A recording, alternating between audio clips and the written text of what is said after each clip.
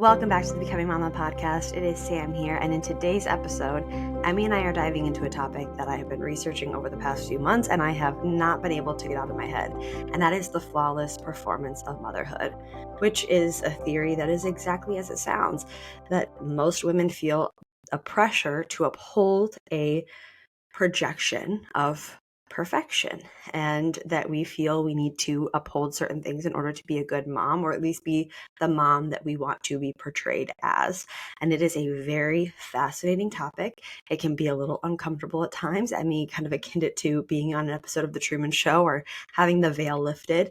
But in this podcast, we're going to get more into depth in the definition, because it is more than that. And we're going to talk about why we do this. Where does this come from? And what implications does it have for us, our motherhood, and for society at large? And I hope that what you can take away from this is just some of what I've taken away.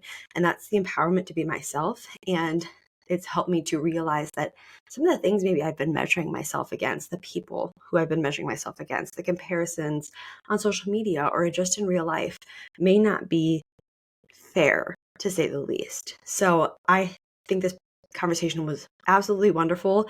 I am very happy with the way that the information came across, and so I hope that you enjoy it. I hope you take a lot away from it, and I hope that you will let me know your thoughts over on Instagram. All of our contact information is down in the show notes, so you can contact Emmy or myself. Let us know what you think about this concept. Let us know if it hit you the way that it hit us, and make sure to subscribe, rate the podcast, follow, and for this one, make sure you share it with a mom who needs to hear that maybe what she's been measuring herself against isn't necessarily real. And I'm out of breath because I got a baby in my ribs. But without further ado, here it is, the flawless performance of motherhood. Welcome back to the Becoming Mama podcast, where two long-lost best friends discuss all things motherhood. My name is Sam, and I am joined with my co-host today, Emmy. Hello! We're back, and we're ready to talk about a fun topic today. Yes, this is a topic that I have came across a few months ago, actually, and it's just lived in my head rent-free, and I've started to look into it a little bit more, and there's not a whole lot out there about it, but I think it's fascinating, and I see it all the time now. So this is the flawless performance of motherhood, and I think even just hearing that, you might be like, who? Like, that sounds familiar. What does that feel like for you when I say that, Emmy? Yeah, when you sent me a text regarding that topic the other day, and I think I actually stopped in my tracks and went, "Oh, I do that." I think of it that way. It's such a great description for the way our generation and other generations close to ours kind of I was thinking of it as put a filter over motherhood. Yep. Glamorize it, romanticize it, make it really beautiful. And I am a person who also holds that I do think it's really beautiful. I think it deserves to be romanticized, but that doesn't mean it always looks pretty. I really like the way you distinguish that it is beautiful, but it doesn't always look pretty. I think that is very well said. And the fact that you do that, I will say that is the norm. Most of us do this. And that's what this concept is generally about. It's about this flawless performance of motherhood that we feel pressured to uphold. And so this comes from an older concept from research study in 1959 by Goffman. And it's that people, including mothers, consistently engage in self-presentation behavior. So we're constantly presenting ourselves as who we want to be perceived as. We put our best self forward, and we often take into account like the people we're with, which would be the actors, the setting that we're in, and like the different situations we're in order to kind of read who we need to be and how we need to present to be perceived in a positive light. And so as you're sitting there thinking about that, like, yeah, think about yourself in the office. Think about yourself at your home with your family. Think about yourself at a mom's group. Think about yourself at online. Like, who you are is going to shift a little bit based on how you're being perceived by the people around you. And that's normal. That's just what humans do in general. And so not only are we doing that, in the act of doing that, we're also consistently accentuating things about ourselves when it's fit, like when it's seen fit. So when you're at work, you're going to accentuate the professional side of yourself. When you're at home, you're going to accentuate the mother side of yourself. When you're in that mom's group, you're going to accentuate the mothering side of yourself. And then we also conceal things about ourselves in order to save that positive face. So when you're in that mom's group, you're probably not going to talk about the time you flipped your shit at your kid last night, or the fight you got in with your husband. And when you're at work, you're not going to talk about those things either, because you're trying to present a certain image of who we want to be perceived as. Does that make sense? Yes, it makes perfect sense. This is a conversation I have with a close friend very often, where we sort of like fact check each other at times, where it's like, you are seeing the world in this way, and I don't know if that's accurate, type of scenario, where Interesting. my friend never yells at her kids. She's always calm. Do you think that's really true? Like, it's easy to believe certain things about certain people, and put them up on a pedestal. That's what we talked about a lot on the podcast with Lauren recently. But yeah, it's so easy to shift and change. And I've also been in situations where I have accentuated negative parts of myself in order to fit in with certain groups of people, and realize that coming home from those situations, so like physically leaving those situations and coming back to my regular environment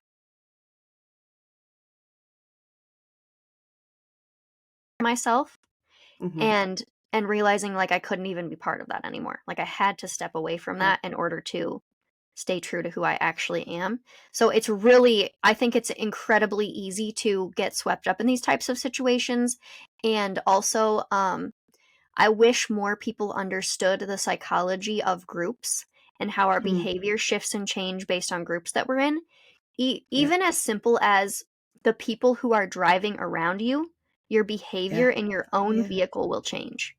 Like there's so many interesting studies. And so obviously workplaces and all of the things that you mentioned, moms groups, our actual personalities and characteristics that we accentuate about ourselves will shift, sometimes slightly and sometimes a lot. And that can have a really big impact on how we feel about ourselves.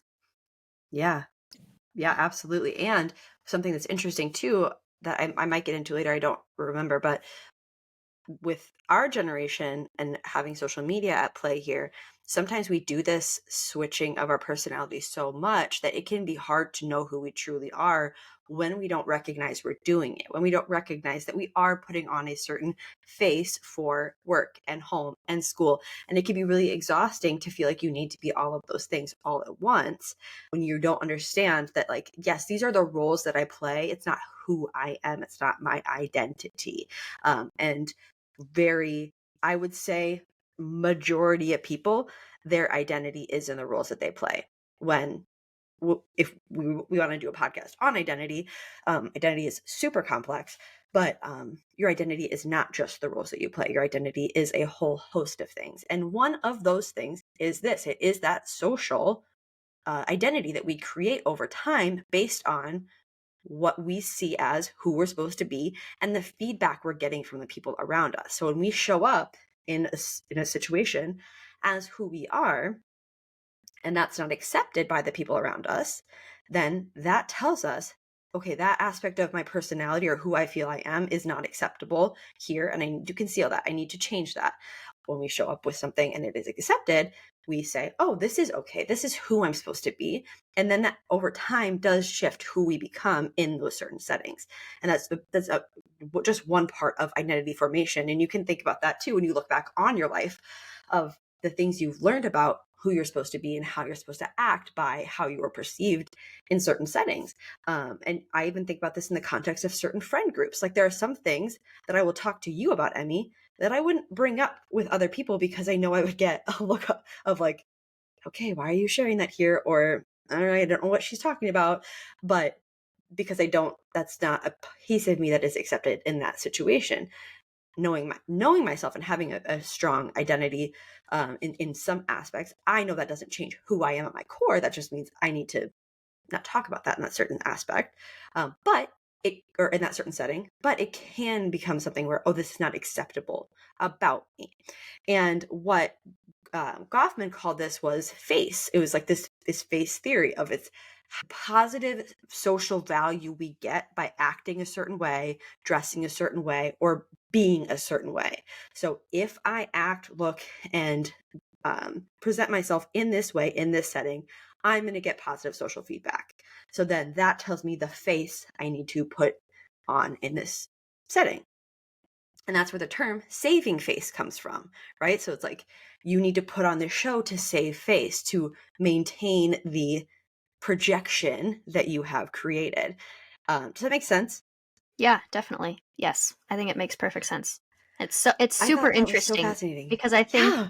we rarely ever think about this or talk about this. I just haven't really. I'm pretty sure a major news article will come out about this in like a week after we release this podcast.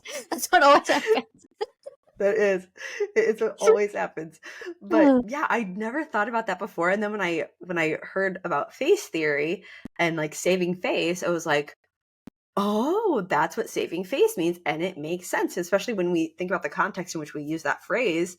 A lot of the time, it's like, yeah, you're trying to save face. You're trying to maintain the perception that you need people to believe, or the brand image or whatever that is. Like when a brand comes out to apologize to save face, they're trying to save their brand image, which is just something they have constructed for you to believe about them. So just, it's so many levels here. But this whole saving face theory is very present in motherhood. And the researchers of the article that I found about this, it's Vic and DeRoot, and the article is called Fake Smile, Everything is Under Control, The Flawless Performance of Motherhood. And they were like, okay, well, what is this in motherhood? Are we trying to save face for ourselves and for our whole family all the time? Do we shy away from showing our flaws and our struggles in order to save face, to maintain our desired identity as a good mom? And I would say, without even going into this, I would encourage you as you're listening to this to think about yourself and your mothering as I go through some of these things, because this is a really great way to have an honest look at yourself and the people around you, because not only is it going to help you to reflect a little bit on your authenticity, but it's also going to help you to recognize that maybe the things that you are judging yourself against aren't entirely authentic as well. So just keep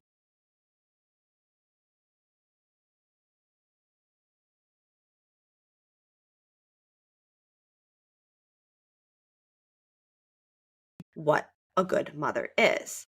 We are given cues and hints and stage directions, as Goffman called them, and it's assumed that we will be involved in enough interactions and accumulate enough information over the course of our lives that we can then adopt and sustain our new status as a mother.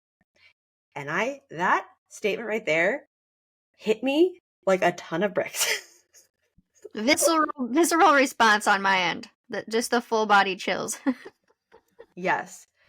So no one says, this is what being a mom looks like. This is what being a good mother looks like. This is what's going to happen to you when you become a mom. They say, you'll figure it out. Women have been doing this for millions of years. You've watched this happen. You've watched people mother. But we have watched, especially now, we have watched a lot of people mother in a lot of different ways, in a lot of different conflicting ways. And what we have learned and assumed to be a good mom is it's a lot. And what the research says that we have learned, as far as what we have taken on as what the good mom needs to be, is that they need to project our presenting our child positively. So not necessarily that their children are active positively or that things are going well, but we need to present it as such. That our hair, clothes, home, food, toys, and cars align with the mom that you want to portray yourself as. So just pick up on those keywords there. Present, portray yourself as. That they present a strong familial structure. And more recently, that they provide for their family along with their spouse. All while devoting her entire physical, psychological, emotional, and intellectual being 24/7 to her children. And lastly, she must enjoy her experience of motherhood or appear to. So let's just unpack that for a second. Oof. Wow. That'll hit you like a ton of bricks, just like you said. The audacity to put that in print. Exactly. But think about that. Think about the choices you make in your motherhood, and think about it is very often related to who is the mom I want to, not necessarily who's the mom I want to be. What feels right to me. It's who do I want people to think that I am. I want people to see me as competent, and this is what I build up in my head as competent. And the thing about this, and similar to what we talked about in the mom guilt episode, was that we're not taught this. No one has ever sat down and told you this is who you need to be and how you need to show up as a mom. This is what we have came up with in our heads. And it's not just that she is a good mom. Our standard is that this is perfect. Like these things are our version of perfect. And very rarely do we even know this explicitly, right? Like, have you ever really thought about all the things you're doing and you're trying to do and trying to project and trying to be, and thought, okay, I checked that off my to-do list today. We don't have that list. It's just in our heads as this concept and this construct that we are constantly measuring ourselves against, and we are constantly trying to uphold. And that is it's something that, like, I find so hard to explain, but I feel so deeply. Does that make sense? Yes. As you're saying this, I feel this really strange feeling that like this layer has just been stripped away, like a veil has been lifted, and it's actually making my mouth hurt for some reason. Like that's the experience I'm having. This is actually physically uncomfortable in my body, and I feel like I could cry. And I don't really know why, but it feels like a scene from a movie. I'm sorry. I honestly almost put a trigger warning at the beginning of this podcast because it is so uncomfortable. It is really truly so uncomfortable to think about because this is going to come up later. But the thing about this is that we let me get to the women's experiences here in the study, because I think that it'll help you feel a little bit better. Maybe not, but let's hope. In this study of the fake smile study, they surveyed 136 women, and the common themes that came up time and time again, like the most frequent, were that mothers said they were projecting a positive self-image. They weren't doing that. 2, they were doing that to protect themselves from other people's judgment. 3, they amplified positivity online. And 4, they felt like they were performing different in front of people and backstage. And that was a theme that came up a lot, is that everybody had this backstage life. And that women wanted to be seen as mothers without weaknesses, aka flawless, in order to avoid that judgment. And I think what's important about this is to also note that these women felt shame for putting on this performance. And that might be some of what you're feeling right now. If you're feeling like, oh God, like I do this, like it feels, they felt shame because they knew that they were sugarcoating their experiences with saying things like, oh, but it's worth it for the kids, or but I of course I do it for my family, or but it's fine. Like everything is always sugarcoated, and they hated when other women did this. They hated that, looking back on their experiences prior to having kids, they felt like they weren't shown the truth, that everything was in this positive light, that everything was idealized, everything was fine. And again, it was, yes, it's going to be hard, but it's all going to be worth it for the kids. And you won't complain, because how dare you? Because it's worth it for the kids. And so when they felt like, I feel this, I feel that this is hard, I'm not I am genuinely not this person I am projecting myself as. Like there's this backstage self in me that does have struggles that I don't share with people, that I don't show. And they felt shame for being inauthentic in that way. Does that make sense? Like, so it was not only after I feel bad for not being perfect, I feel bad for pretending that I'm perfect when I'm not. So it's like this compounding shame. Yes, that makes sense. And Yes. so, yeah, so I think that's part of it. And then there's this other side of it too, where there were moms who didn't outright project perfection, but they felt like they were muted because they couldn't speak on their real experiences out of fear of being judged. So they're not putting out this like overly perfect self. They're just not putting themselves out there at all because they know they can't be perfect. They know they can't meet those standards, and they would rather not be judged or shamed for that. So it's this just what I think about most when I think about this is obviously social media. I think that and a big part of this study was looking at social media and how women project themselves online versus behind the scenes. And it was overwhelming that they projected their families only in a positive light. They only showed the positive moments. And honestly, I get that. I never want Teddy to feel like I'm bashing him online or I'm bashing my husband online. Like I never want to do that. I do think there are ways you can share your struggles without doing that. And I'd like to hope that I have done a decent job of doing that. But social media has amplified this a lot.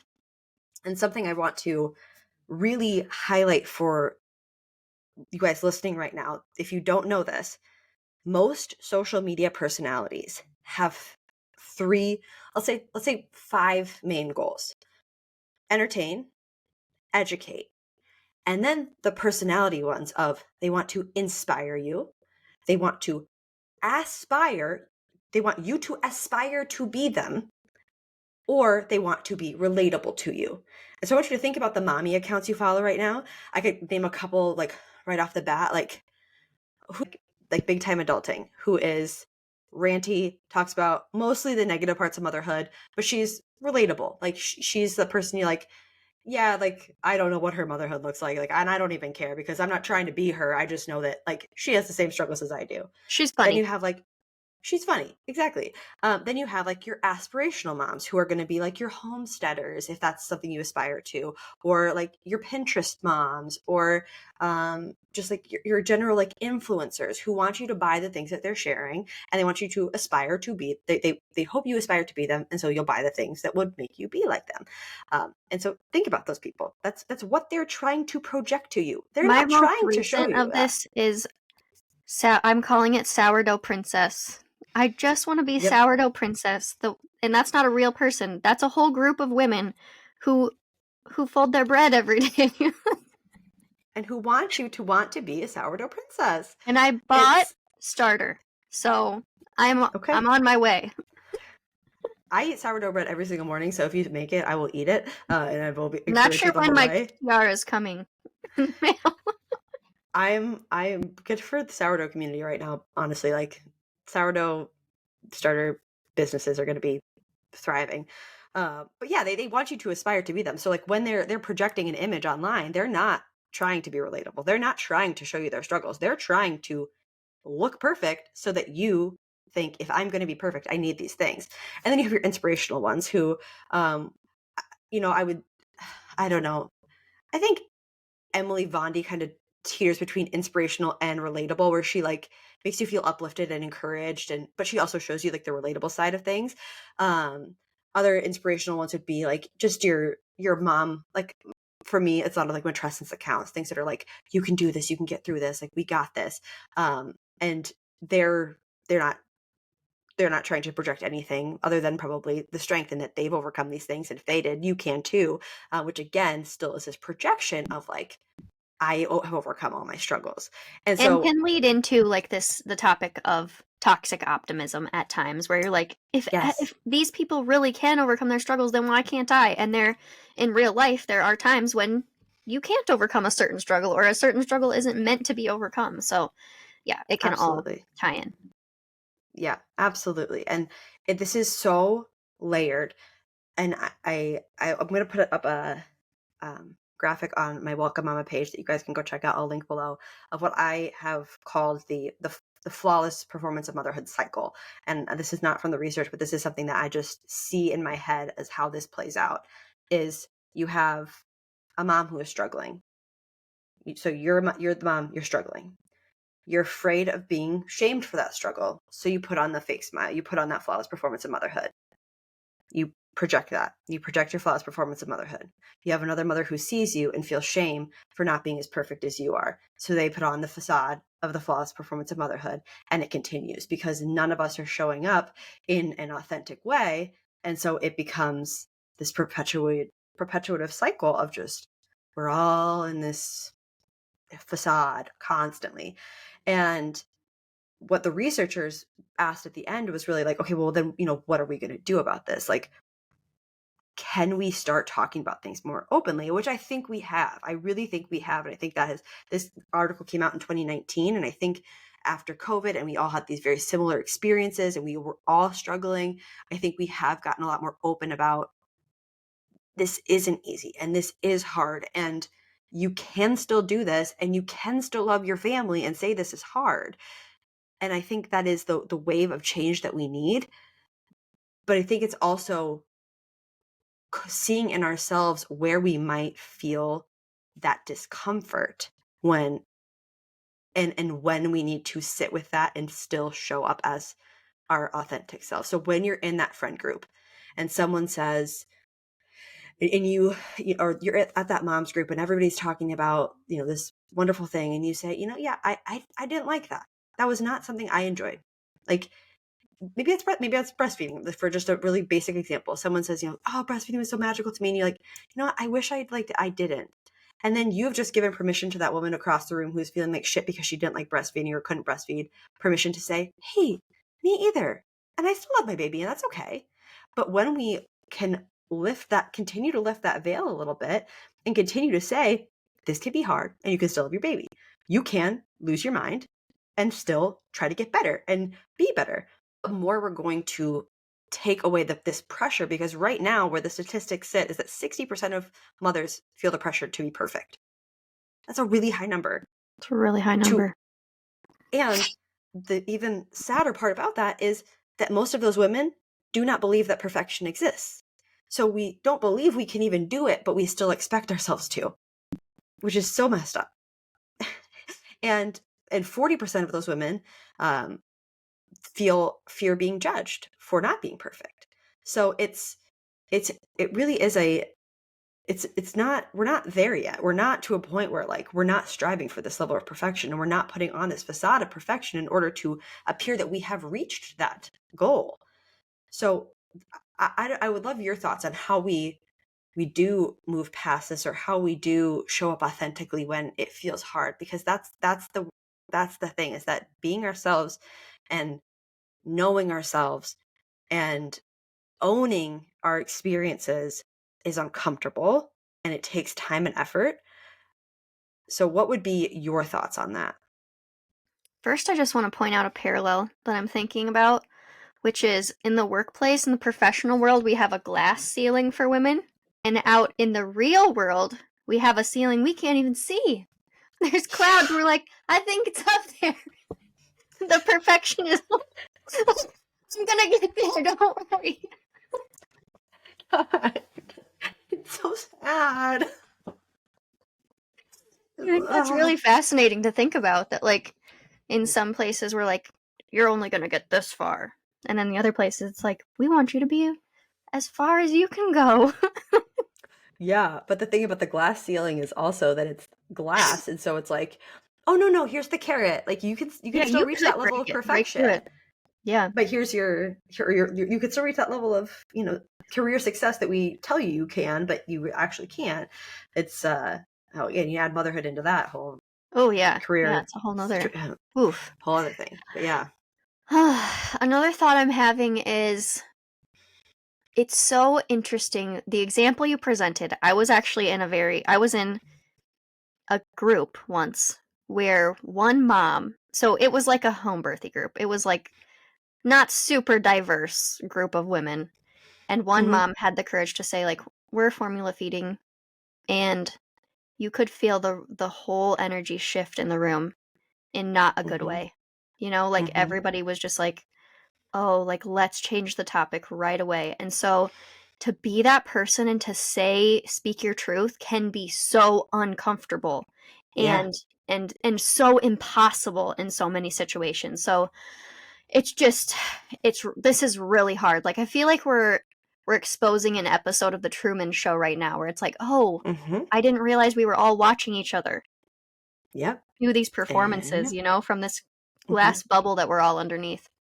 But in terms of And I don't, actual Yeah, go you know ahead. what though? I would say though, I don't know if we are watching it because I don't know if we know that it's happening. I think what we're doing right now is saying, "Hey, you are in an episode of the Truman Show, and I want you to watch. I want you to watch Right, people right. watching you and you watching them, and how this is ping ponging back and forth off of each other." I think that's yeah, that's interesting. Yeah, it is. It's really interesting. And in terms of actual tips, man, I'm gonna have to think about this for a while.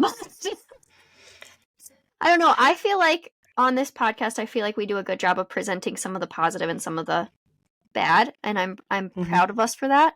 We do always tend to share a silver lining, which I think Mm-hmm. is kind of our personality. Mm-hmm. But also, you know, the reality in some ways, but then in some ways not.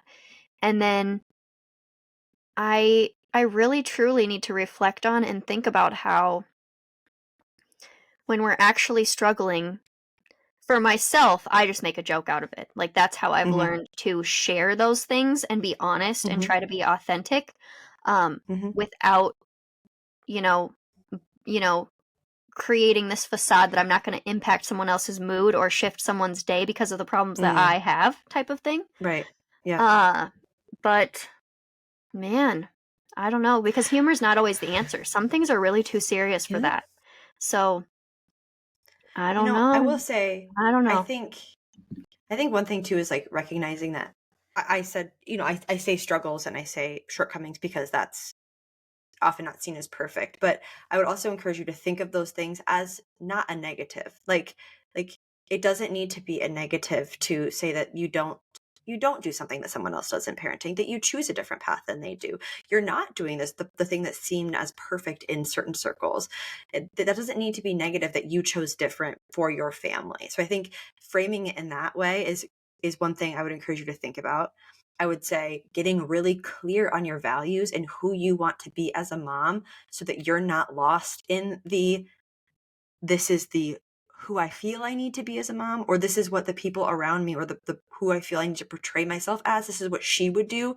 No, this is what actually matters to me. And it might not be beautiful, but it is what matters to me. Like a great example of this is I want Teddy to have his own autonomy to, you know, to be confident in his own decisions. And so the other day, he wanted to go to the park and he wanted to wear a polo, a sweatshirt, green shorts, rain boots, and a bucket hat that was too small for him. And every piece of me was like, he's gonna look like a mess. Like everyone's gonna think I'm a bad mom. Like that I let him go out like this. Like it's not even that warm out. And I was like, I just want to just put him in something that matches. And like, because matching outfits are cute, and I want to look like I'm put together. And fighting through that discomfort to say like, nope, I want to be the mom who encourages his autonomy, and this is his autonomy, and he can wear what he wants to wear. And you know what? I think he looks pretty damn cute in his little mismatching outfit. So like sitting with that discomfort, and even that is part of this. That is part of this performance. And I think we've all done that of like, oh my God, his hair's messy. I can't leave the house with his hair looking like this. And like that's a small thing. And like, yeah, there's something to be said about that. But just calling out those little pieces, and sitting with those small pieces. And again, you don't know that until you're clear on who you want to be as a mom. If I didn't know that his autonomy and encouraging him to be able to make his own decision was important to me, I would have just changed him. But I know that because I've done that work. So I think that's one big piece of it. And then the last thing I think is just as a bystander and as someone who will hopefully witness someone be authentic and witness someone share their truth in a setting where it might not be like your friend who said, I choose a formula feed, to be that person who says, I'm glad you made the decision that was best for you, to accept them in their imperfection as perceived by the group, as perceived by the face they're supposed to have in that setting, to accept them in that and to be to continue that narrative that we have tried to, start here. We talk about a lot of like, I trust that you're going to make the best decision for your family. And I trust that you have that power, mama. And I trust that you have that intelligence and that, not even that intelligence, you have that knowing. And I trust that. So I'm not going to judge your decision, even if it doesn't look like what I do or what I would deem as perfect. And so that's another hard thing, but to see when you might be judging and to walk that back is one of the ways that we can, I think, make this better. Yeah, I agree. And I think a lot of our episodes actually come back to values work. So much. If you have not done values work, I think Sam and I have both done a lot of work in that area in order to, because it truly, I mean, I talk a lot about being a work from home mom, and there are a lot of really beautiful things about that, and there are a lot of really not beautiful things about that. And so it's just, remember that there are always, for every positive choice you make in your life, every choice that feels in alignment, there's always going to be things that still feel uncomfortable and still feel, not quite right. So yeah, I agree. Awesome. Well, I will be sharing more about this on Instagram this week. So if you want to check out Welcome Mama _ by Sam, there will be some graphics and stuff you can check out there. And yeah, it's a heavy topic. I'll also link the article down below so you can give it a read. And it's a little heavy on the psychology, sciencey side, but I hope that I did it justice. So I think you did a great job explaining it. Thank you. If you guys want to get more podcasts like this, make sure that you subscribe, rate the podcast 5 stars, and review. It always helps us out a ton. And make sure you share this, especially this episode. Share this with a mama in your life who feels like she may be having a hard time being perfect, and let her know that none of us are. It's all performance, and we're going to get past it all together. You can find us both on Instagram.